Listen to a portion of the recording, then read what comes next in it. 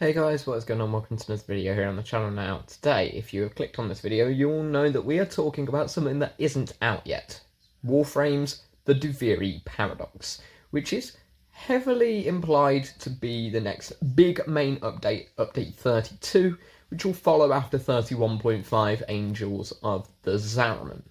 Now, the Duviri Paradox was teased, as you can see here, at Tennocon 2019, so it has been 3 years in the making. It was teased a year after the New War, so this is what is supposed to be coming next after the New War. Now bear in mind that after the New War we're supposed to get Heart of Deimos before the Duviri Paradox, but Heart of Deimos ended up coming out before the New War, which is why Deimos isn't referenced much in the New War quest itself, but it's heavily implied, and it's a lot more heavily implied when you take into account the Duviri Paradox. So we're going to watch this trailer. I'm going to break down the links to the New War and what we can expect to see soon. So let's get into it.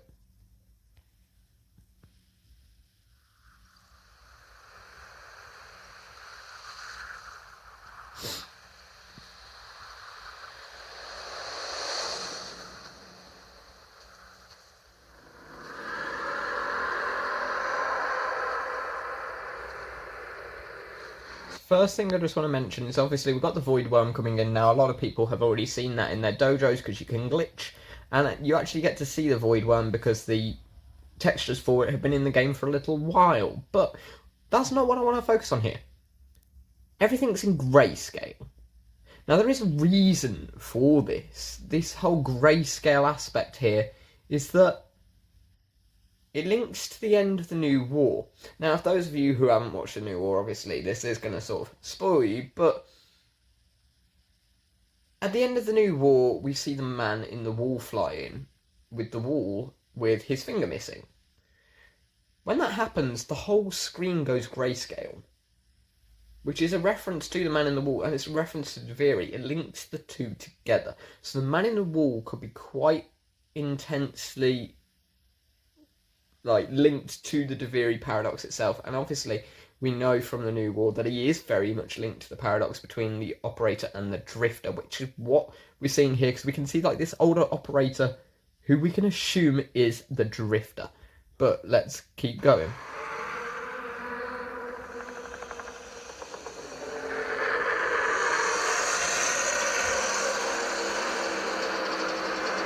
So the sound effects here are quite ominous.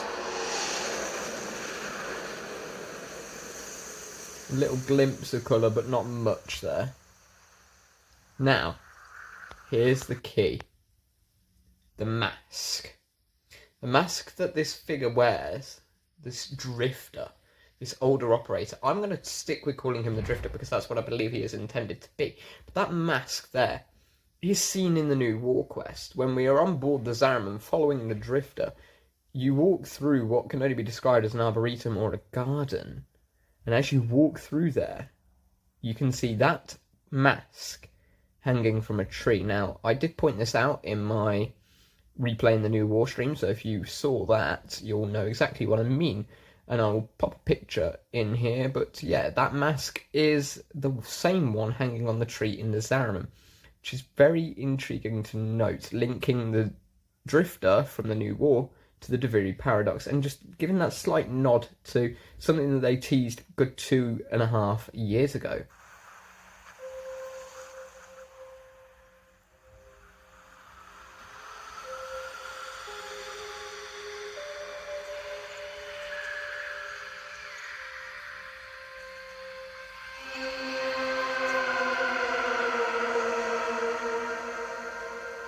So it's very ominous there, very, very ominous key change in the music.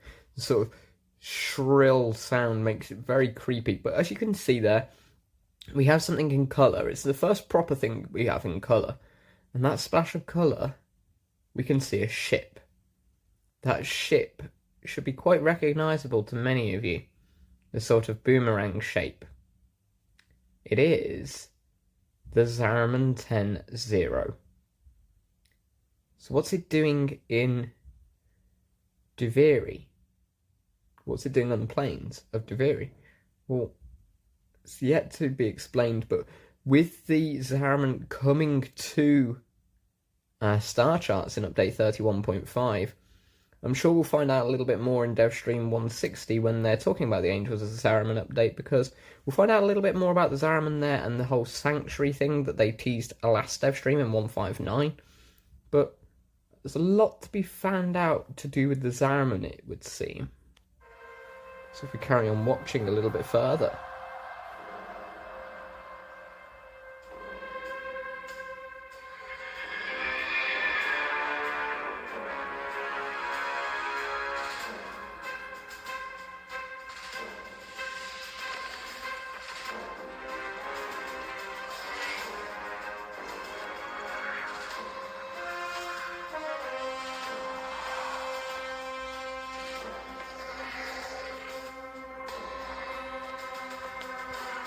So what we have here is some figure riding a horse, or what seems to be a horse.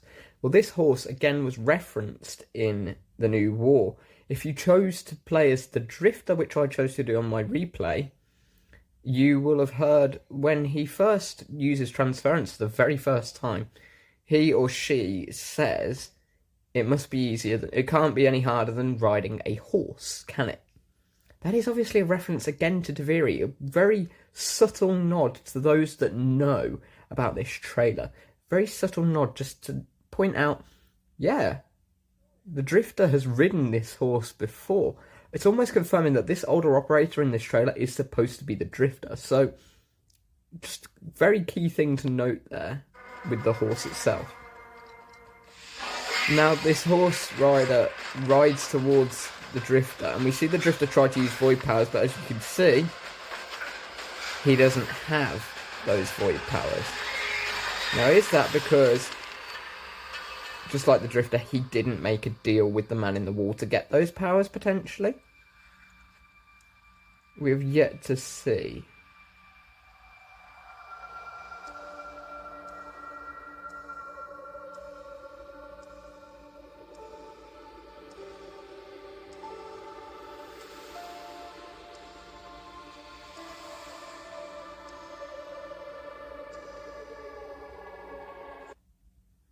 Right, so that was a very key point right there.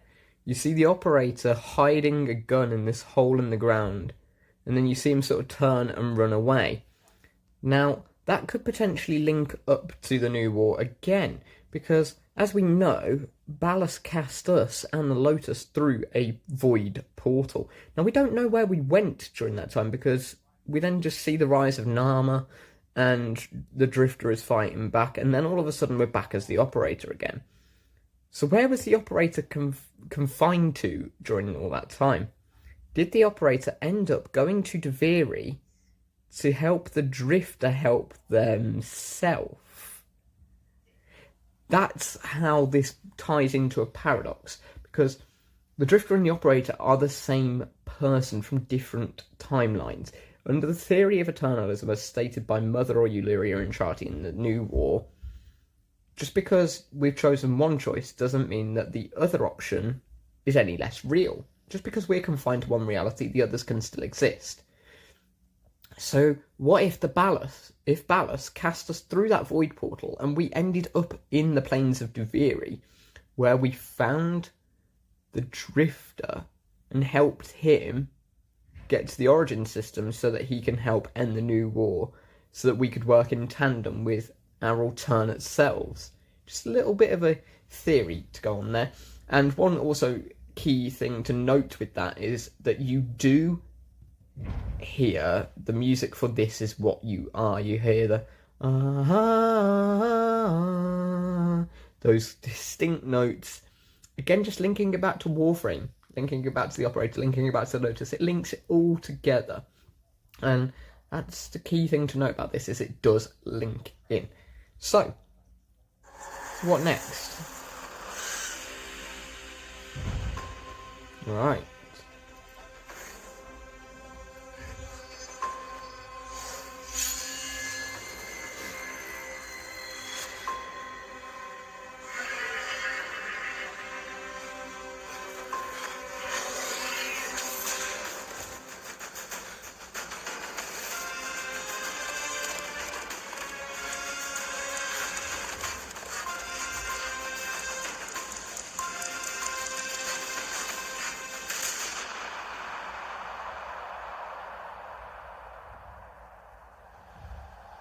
So there, the Drifter has won, he's survived.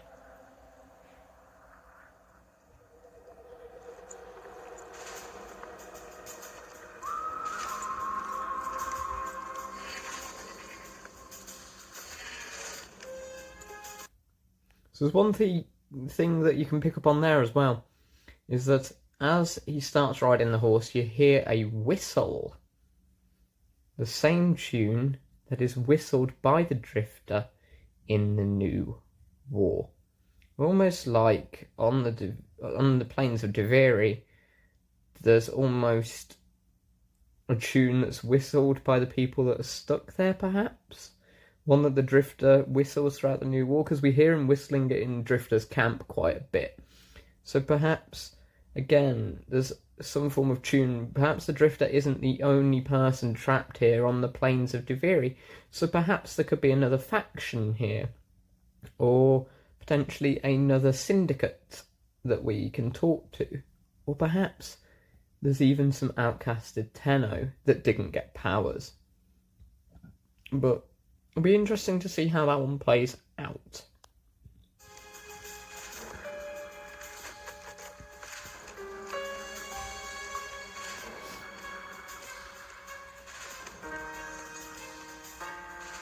So as you can hear there, very ominous.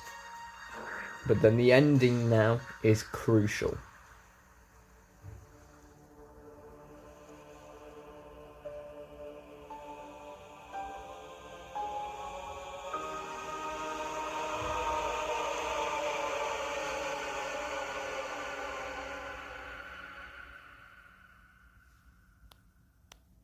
Right, I'm just going to rewind there for a second, because there's a key image I want to end on.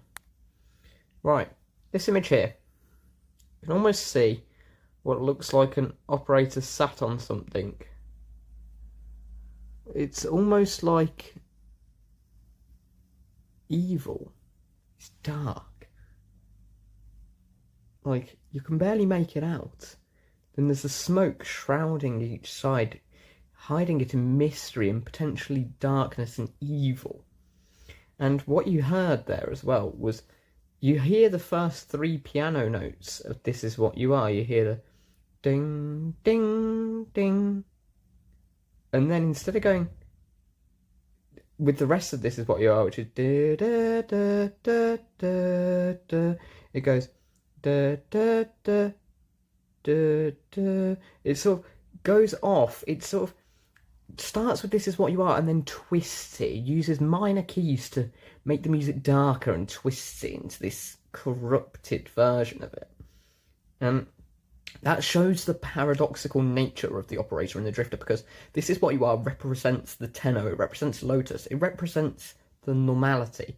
But then you've got this darkness, you've got this paradoxical nature which is represented by the twisting of the music. Which is a very, very clever thing that they did. But there's a few other things to mention. In that trailer, there were only a few parts that we saw in colour. We saw the Zariman in colour throughout the whole thing. When the operator appeared, we saw them in colour. When the horseman drew his sword weapon, the blade was blue, so there was a little bit of colour there. And right as the Drifter shoots the horseman, again we see the colour there. So only a few things are actually seen in colour. So it's almost like 2 different realities, potentially. Be interesting to see if that actually means anything in particular, because Duviri and the Man in the Wall seem to have been connotated by grayscale throughout all of this, but then there's just these flecks of colour, these flashes of colour. The Zariman obviously is key. The operator being in colour makes sense, but the horseman weapon and the Drifter firing the weapon, those 2 are very intriguing things to be in colour. But I've been linking all of this back to the Man in the Wall, and links all the way back to the very ending of the new war, when you defeat Ballas and the Man in the Wall flies in with his finger missing, as seen on screen now. He flies in with his finger missing and he speaks to us. He speaks 6 of the 9 requiems. He says, Ol, Ris, Zata, Vom, Kra, and Lok. Now, If you take the lines from each of the Requiem relics, that then forms the following poem. So I'm just going to move on to a darker screen to put the poem on screen for you guys. So, the poem is: through endless faces, countless forms, a multitude unfolds. In luminous space, blackened stars, they gaze, accuse, deny. Its heralds are the stars it fells, the sky and earth aflame. To cosmic madness laws submit, through those stalwart minds entreat. To cosmic forms from tangent planes we end as we began. From brooding gulfs are we beheld by that which bears no name. So, very much linking that back to the man in the wall. It's almost like he's telling us a poem about himself. A cosmic form. He is this almost like a deity that we don't know much about, and he's come from a tangent plane. He's come from the void. He's come to talk to us, and we end as we began, by that which bears no name. Now, the man in the wall doesn't actually have a name. He's just called the lidless eye, the indifference, the man in the wall. He's got all these names, but none of them are actually a name. They're just tags that we give him. Which means that he's almost given us a poem about himself. So, very intriguing. But the man in the wall himself, he links very heavily to Albrecht Intrati, and that is how all of this links back to the heart of Deimos quest, because the Intrati family, Euleria Intrati, also known as Mother, teaches the lesson on the Zariman, but it's also referenced about Adot Intrati, Albrecht, also known as Grandfather. Now, we never actually see Grandfather, and that is because he is dead.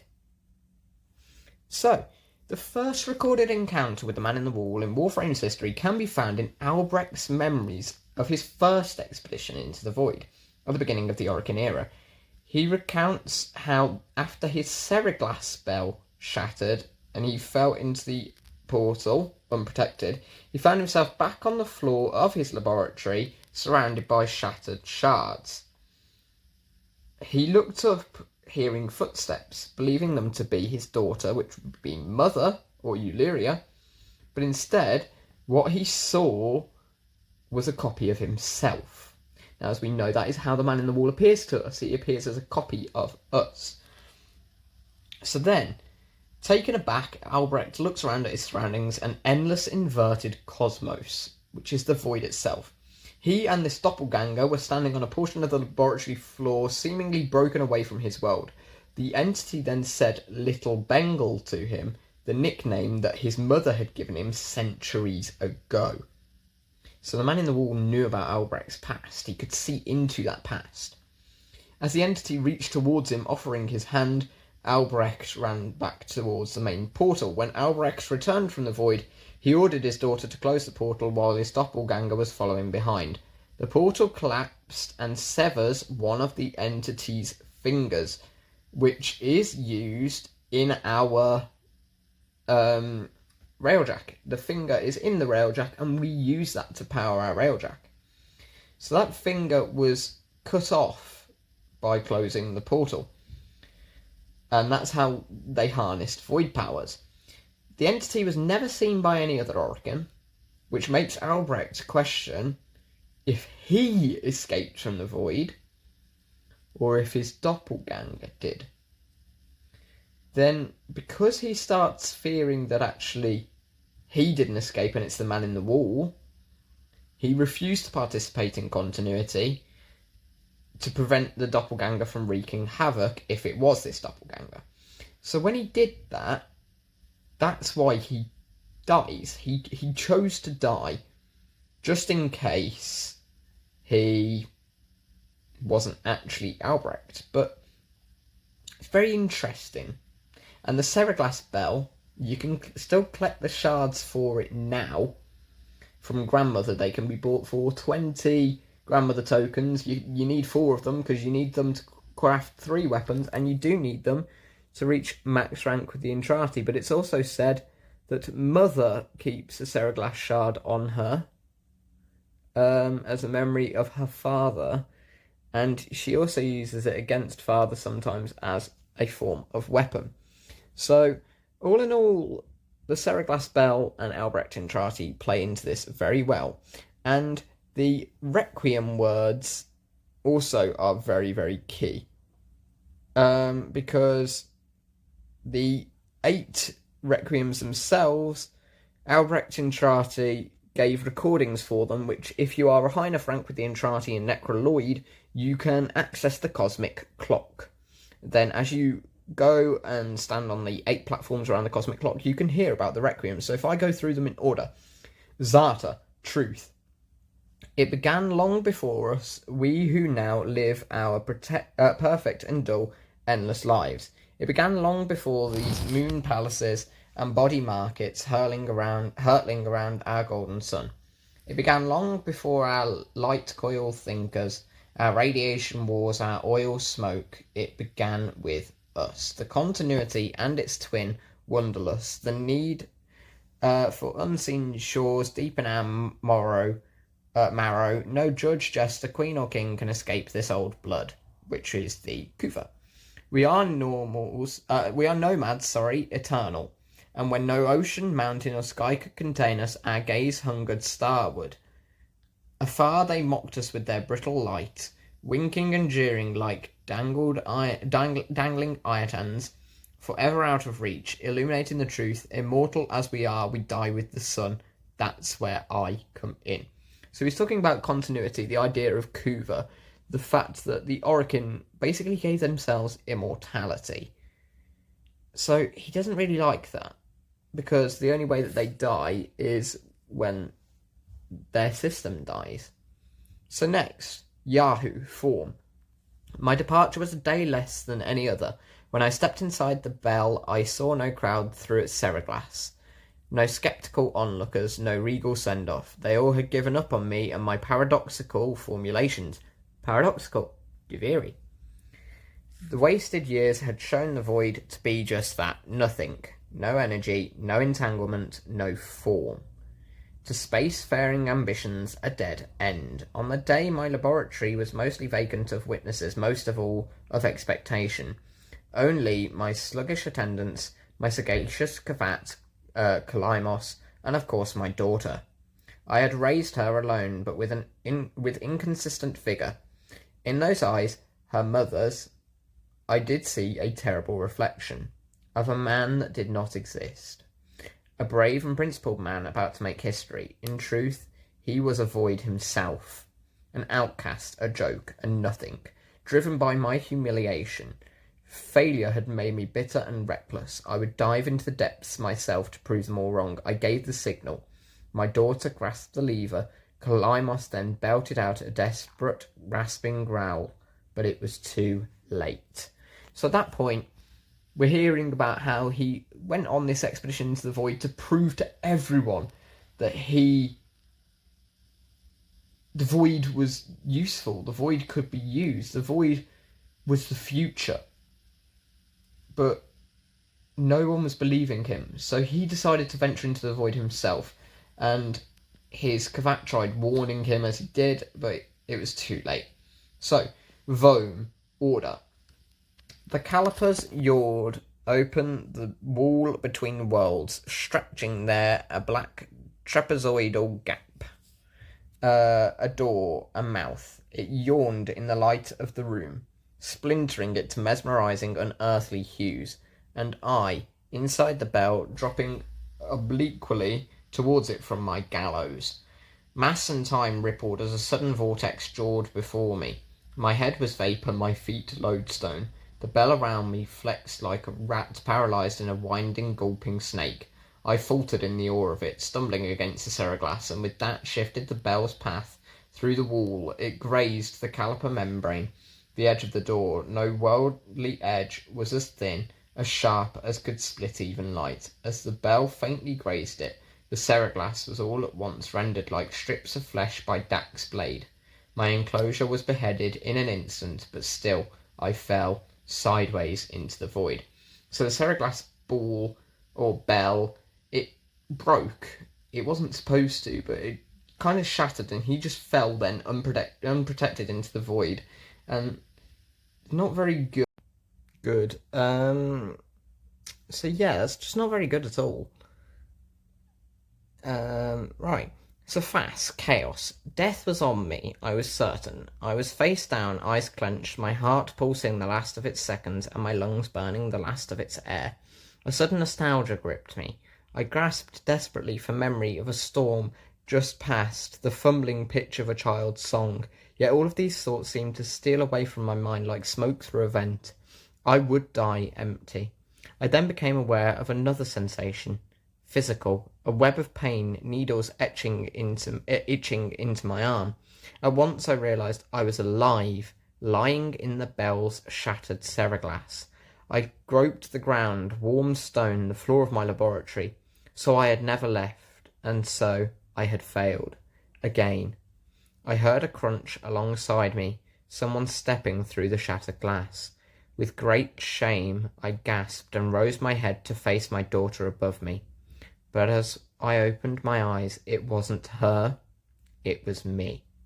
So this was where he thought it had failed, but instead of seeing his daughter, he sees himself. He sees the man in the wall appearing as him. And that's where the chaos comes in. So then we have Riss, which is light. The senselessness of it, the paradoxic, the vague, untimed form. I was alone, but not, for I stood there confronted by myself. A twin, but no brother. A reflection, but with dimension. Behind him, no horizon, but a vast broiling sea of caustic light, pierced at random by black-pinned stars, and closer around me a gale of flowing vapour, profane in colour, billowing relentlessly into the nascent lack, seeking all directions. I was standing on a precipice of familiar stone, jagged and unanchored, as though cleaved directly from the very floor of my laboratory. I wondered at the vapour's path, smoking outward more, leaving behind now the walls, the filigree goid, the rare cuts of marble from my home. I knew at once the vapour's source. I turned away, back toward the wall, the trapezoid I had yawed into it. Vapour erupted inward at the gap, but not just from there. For as I rolled my eyes back, I saw the same, a great steam of scintillation, smoking from my skull. Dumb in awe, I faced towards my chimerical twin, and he spoke. Which then leads us into Kra time. An old name, unspoken in the centuries since my mother reared me. A soft hiss, soothing as a viper's gaze. Little Bengal. The other reached out, offering his hand, gliding toward me without moving, as though the distance between us was now collapsing. A confusion, most euphoric, filled my mind. With the shred of wit that remained, I decided that I should run for my life. At once crazed and frantic, I fled, but I made no forward progress. Instead, the world compressed ever more around me, as though I were an anchor pulling the shore to reach. When I arrived at the door, or rather the door arrived at me, I howled, hurling myself inside out, and then there I was, lost and unlost, howling on the floor in harmony with my wretched Kalaimos, lacerated in flesh and heart, scattered as the bell glass, spilling blood and stomach on the cold stone floor. But I sensed the other there, at the wall's breach behind me, reaching still. I screamed, but my voice was gone. Forever I looked, but my eyes would never see again. I swept my fist across the floor, snatching broken shards, and in gripping tightly, I filled my hands with ink. Close it, I wrote. So what he did was he took a seriglass shard, big shard of glass, cut his hand so that he got blood with which he could write, and he writes close it. So he asks his daughter to close the gap between the real world and the void. So then we have Netra Decay, which is the final one. which is where he goes a little bit insane. Time, to us, is all but conquered. Our sacred Kuva moves us on to new skin. We numb to our daily, yearly trifles, and remedy those memories that bring lasting misery. With all our misdeeds, our excess, our indignity, we are hunted by nothing. But not for me. For each passing day there grew a tumorous idea. It was minute in those early days, the pale reaching digits severed on the floor, studied with reverence, with greed, and it swelled in the latter days. The regal domes, the rail dedications, the unholy Zariman parade. I had put the stars to reach, but at what cost? I never spoke of him, that man trapped in the wall. And while there have been countless souls who have followed me through, with their light skippers and field wave skins and very-eyed instruments, not a single one ever saw him. Me. And so it is that I will not take the Kuva now, or ever again. This is the last skin I'm in, because of this idea, that I cannot be sure. That in all that smoked commotion, in all that panic and fear, in that bending light and blinding dark, was it I who escaped, or the other? So that is the first ever encounter of the Man in the Wall, and it could tie very heavily into the future of the game and very heavily into the Duviri paradox. But that's only 7 of the Requiems, because the 8th forms another poem. So with the Man in the Wall, with the New Wall, we had the old Ris, Zata, Vom, Kra, and Lok. But with Lok, Void, it is formed by all of the other Requiems in this order. Lok, Zata, Yahoo, Vom, Ris, Fas, Netra, Kra. So this original poem, which is to do with Albrecht in Charty, is: From brooding gulfs are we beheld by that which bears no name. Its heralds are the stars it fells, the sky and earth aflame. Corporeal laws are unwrit as suns unlove retreat. To cosmic madness laws submit, through those stalwart minds entreat. In luminous space blackened stars they gaze accused deny.